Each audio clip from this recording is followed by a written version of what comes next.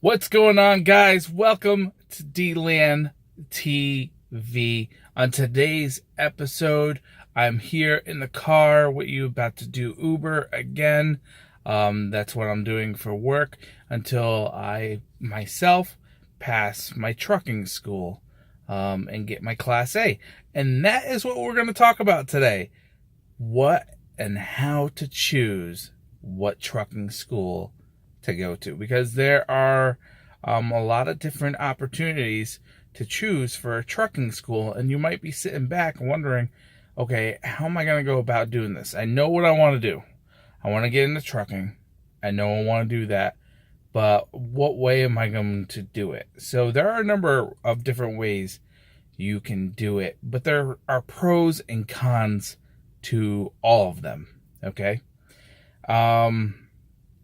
One of them is you can go to a mega carrier. You can go to a mega carrier, and some of them will actually pay your way through school to do that. And that's a pro. For instance, I know Prime. Prime pays your way. I believe once you start training, it's like $700 a week, just for training. That's awesome. That's really cool. And you're training to get your CDL. Of course, you're away from your family, but you're training to get your CDL for free, and you're getting paid for it.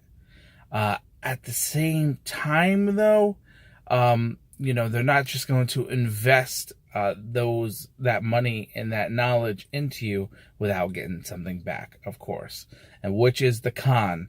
And the con is that you are locked into a contract for at least a year. So you're locked into a contract. You have to work for them for at least a year. That's what happened with me when I went to go for my Class B. Like 9 years ago, I was locked into a contract for at least a year, and it was local, so it was okay. I did it. But with that, you're over the road, for a whole year. They basically own you. And that may be something that, may turn you off to being able to do that. But if you don't have the funds and you have the position, you're in the position to be able to do that, that might be your option. I know on other companies, they will train you with that same contract, you working for a year for them, but some companies don't even pay you. I went and I looked up, because I did research on this for myself, and I found out that Schneider doesn't pay you, and you'll still be locked into a contract for a year. They'll fly you out. They'll give you all the amenities and the room and board and stuff like that when you're training, and meals and such, but they don't pay you for training, which is like a no-go for me. That didn't work for me. And then I found now there are other schools, mostly like in your local area, that you can also go to, and that is if you can afford it. Those schools, man, they range from $5,000 to several $1,000s. They are really, really expensive. But the thing is if you could pay for something like that, then you're not tied into a contract when you go into a mega carrier. Usually you're not. That's it. You're done with school, but you have to get your experience. So you can go to a mega carrier, like Schneider, and they don't have a contract to where you're tied down to that company, because they didn't put you through school. And then last but not least, and that's like a professional school where you're paying $5,000 to $7,000. That's like a professional CDL school or college. Other than that, there's government grants. There's different things to where you could have that type of education paid for you, you can go to your local labor department and see about that if you want to go that route. I tried going that route. It's a little bit of a headache, and paperwork, and you have to abide by their standards to even be able to get funding, even if it's available. For me, I tried to go through all those hoops, and then come to find out the funding wasn't even available. So I was just like, man, thanks, The funding got all dried up, basically. So what worked for me was my last suggestion as far as a school was finding a mom and pop shop. Matter of fact, I gotta have one more suggestion after that. But finding a mom and pop shop,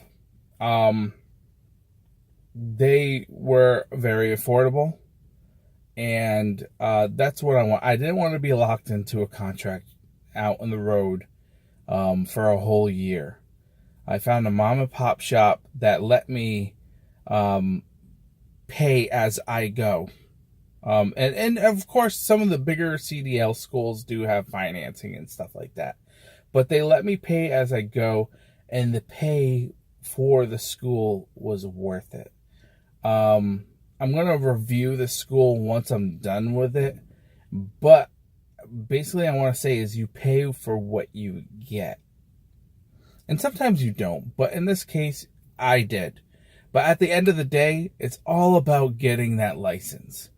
It's all about getting that license in your hand and being able to start your trucking career. So you have to weigh out the pros and cons of all of your choices and then make a choice that works for you and your family. And my last choice, that option that you could do is you can get the CDL book, right? You can get apps on your phone, practice for the test and whatnot.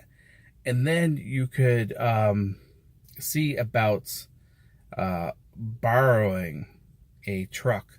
Maybe you have a friend or something that already has a CDL and you're, borrow his truck, with him, assuming you have your permit and your medical card and all that stuff and your combinations. And this might be a little bit more tricky here because, some might not have that capability of having a friend that already has a truck that you could just toy around on. And then you call the DMV and they'll give you the number to provide for taking your actual test. And once you gain enough knowledge of your pre-trip, your course and your on-road using your buddy's truck, all you need is that truck to be, in drivable standards, and have someone who has a Class A with you to just go right there to the testing site. And that's it. You don't need classroom time or nothing. You just need to have that knowledge, have your permit, your medical card, and your goldenrod, and then you're golden. That's it. If you're able to do that, some people have even gone to the point of practicing all of that and then actually renting a truck. That might be a little bit more hoops and a little bit more trouble to go through, but people have done it that way.